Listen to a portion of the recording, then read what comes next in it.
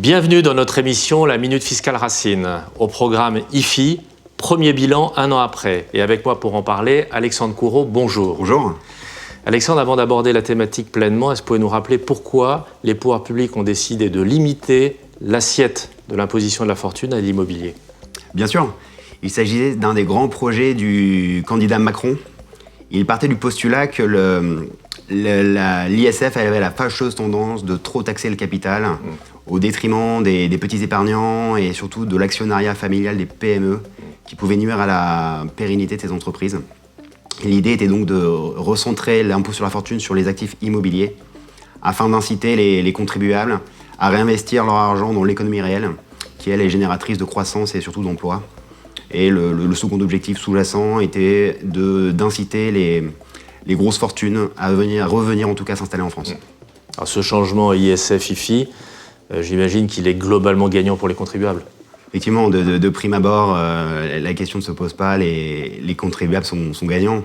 Je vais vous citer quelques chiffres. Effectivement, donc dans le cadre de l'ISF 2017, on dénombrait environ 350 000 contribuables.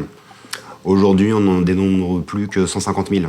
Donc le calcul est vite fait. Effectivement, les gens sont globalement gagnants, dès lors que tous leurs actifs financiers sont même dorénavant en dehors de l'impôt sur la fortune. Et donc, dorénavant, on se concentre que sur leurs biens et droits immobiliers.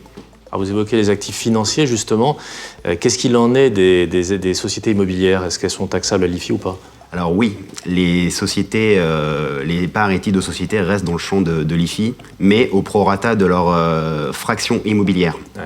Qu'elles soient détenues directement ou par plusieurs échelons. Ouais. On va chercher la fraction immobilière de ces titres de société, avec quelques exceptions près, concernant notamment les actifs immobiliers affectés à l'activité professionnelle, qui eux sont exonérés, au même titre que les participations inférieures à 10% dans les titres de société, à l'exception notoire des sociétés dont l'activité est la gestion d'un patrimoine immobilier, qui elle reste pleinement dans le champ de l'IFI.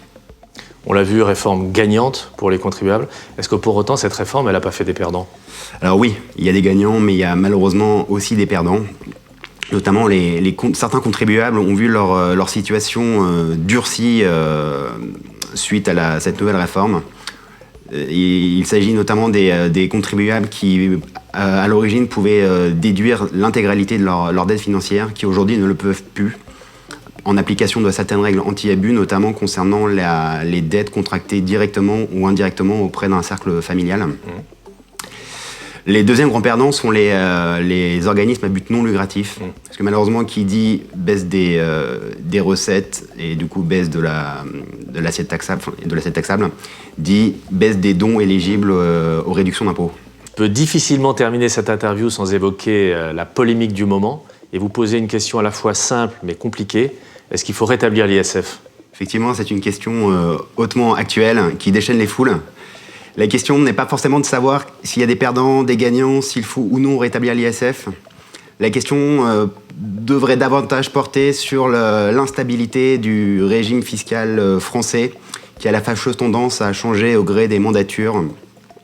Or, c'est véritablement cette stabilité fiscale qui sera source de croissance et d'emploi en France.